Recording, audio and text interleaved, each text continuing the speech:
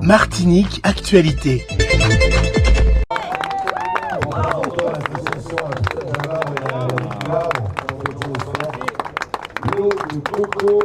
J'ai invité Madame Elvire Animation, déléguée au sport et à la santé de la ville de Fort-de-France, ainsi que Nathalie Marteil-Jouan, qui est en charge de l'égalité femmes-hommes. Et on chante on vient remettre des fruits, on se rafraîchir un peu et profiter. Non, c'est quelques instants avec le team actuel.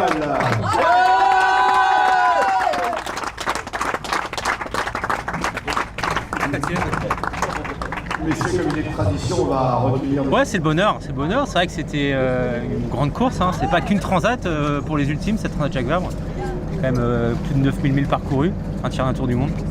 Donc c'est pas anodin de passer autant de jours sur ces machines-là.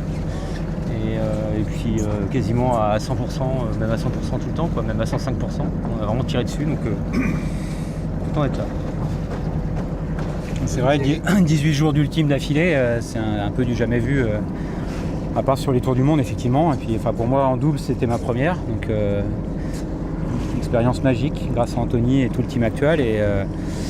Et voilà, sur le fil du rasoir pendant autant de temps, c'est vrai que c'est prenant. Il y a chaque seconde, on vit chaque seconde pleinement.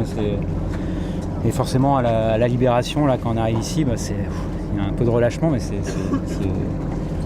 on voit quand même dans le sillage qu'il y a pas mal de choses qui ont été faites. Ouais, c'est sûr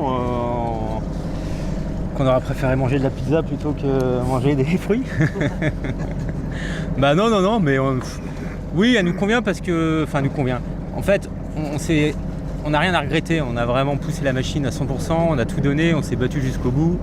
Après, voilà, de faire 4e, 3e, ça aurait été mieux forcément.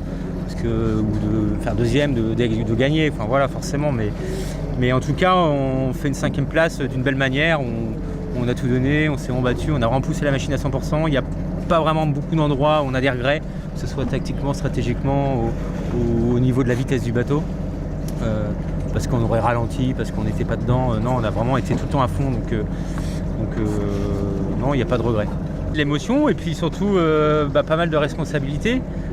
C'est sûr qu'on donne les commandes d'une grande machine comme ça, responsabilité vis-à-vis du partenaire, d'Actual, vis-à-vis aussi de toute l'équipe qui bosse autour du bateau. Voilà, ça fait quand même entre 15 et 18 personnes qui bricolent sur le bateau et qui le peaufinent pour avoir une machine le plus performant et fiable possible. Voilà, c'est surtout aussi la responsabilité vis-à-vis d'eux, quoi. Et aussi, donc non, je suis content qu'on ait ramené ce bateau-là ici et d'une belle manière. En bon état, on voit que ça regarde la dérive. Ouais, en fait, on a tapé un truc juste à 100 000 de l'arrivée, là, un truc dur qui était sous l'eau. Donc, on a un peu amusé la dérive, mais bon, on verra. Au départ, vous aviez eu peu de temps pour tester finalement les nouveaux foils. On n'a pas eu beaucoup de temps de les tester, mais justement, on a fait 9000 milles, donc on les a bien testés. Ils sont costauds parce qu'ils sont en un morceau, on a bien tiré dessus. On a continué d'apprendre à bien les régler, on sent qu'il y a du potentiel, que ça nous fait avancer plus vite à pas mal d'allure. Et c'est le but, donc voilà, il n'y a aucun regret et que du positif, donc ça c'est plutôt une bonne chose. Ouais. Ça rebooste la machine. Magnifique vainqueur, non, on est content pour eux, ils ont hyper bien navigué, même la bataille avec SVR devant, c'était chouette à suivre aussi pour nous derrière, essayer de voir qui va plus vite, à quelle allure, et voilà, il y a des choses intéressantes et ils se sont bien battus et puis c'est aussi bien pour la classe parce que ça peut régater comme en Figaro. Des batailles d'empannage le long d'une zone interdite comme on a eu le long du Brésil. Un bateau qui passe devant l'autre, ça change de leader, voilà, c'est pas plan à suivre, et c'est très bien. Oh, peur, non, tu serres un peu les fesses forcément, mais quand tu te filmes, tu te dis faut que je fasse de l'image, c'est sympa, mais t'es un peu stressé, mais peur, non, j'ai jamais eu peur sur le bateau. Ça se confirme que Thierry Chabonnier c'est un mec agréable, c'est un bon Robert. C'est la personne parfaite pour ce genre d'exercice. Merci. Et pour d'autres exercices aussi. Et voilà, non, je suis vraiment content d'avoir fait avec Thierry. Et ça a été hyper fluide surtout, voilà, je pense qu'on est complémentaires et on est assez synchro sur la manière de naviguer. Et voilà, je re-signe demain s'il faut.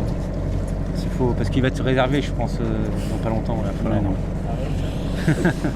Bah, moi le départ déjà qui était sur des chapeaux de roue dans 35 nœuds et on partait à fond la caisse, on savait pas trop où on allait passer, au ras Blanchard, à l'extérieur, machin, alors qu'on sait très bien que c'est des endroits qui sont quand même un peu chauds pour la navigation quand t'as vent contre courant, gros coefficient de marée, etc. Tu pars à fond là-dedans tête baissée, on se dit mais là, genre 2 heures avant t'es à l'hôtel et après t'es à la barre du truc qui est lancé. Je me suis dit mais je commençais déjà à regretter un peu, tu vois. Et Anto, non, pas un pet de jeu, donc ok, bon, du coup. Et puis voilà, après tu te concentres sur les choses, sur les manœuvres, et puis comme le dit Anto, c'est des grosses machines, il faut anticiper vachement, sinon tu peux vite être à la rue. Et là, dans ce temps-là, il fallait avoir la bonne mesure, la bonne configuration de voile, etc. Et puis on voulait pas se faire décrocher non plus, mais donc c'était. Voilà, le départ c'était un gros moment, et puis ensuite pour moi le passage de l'île de l'Ascension aussi, c'est tu vas chercher un truc qui existe, que tu n'as jamais vu, tu sais même pas, c'est tellement petit sur la carte que quand c'est dézoomé c'est invisible. Et puis au final l'île était quand même assez jolie à regarder, voilà, ça dure une demi-heure, 1 heure, mais c'est marrant de retrouver un petit bout de caillou paumé au milieu de l'Atlantique qui intéresse personne ou quasiment personne. Et puis ensuite cette arrivée là, c'est quand même aussi un moment magique quoi, de franchir la ligne, retrouver les odeurs de la terre et tout ça, c'est sympa. Et puis le relâchement quoi, justement. Vous vous êtes dit quoi tous les deux sur la ligne d'arrivée? Qu'est-ce qu'on s'est dit? Je lui ai dit que j'étais heureux de l'avoir fait avec lui. Et je lui ai fait un bisou sur le front, sur la tête. Ouais, c'est vrai, je confirme. Outremernews.fr, le site de l'actualité Outre-mer, 24 heures sur 24 et 7 jours sur 7. Retrouvez la chaîne Outremer News sur YouTube.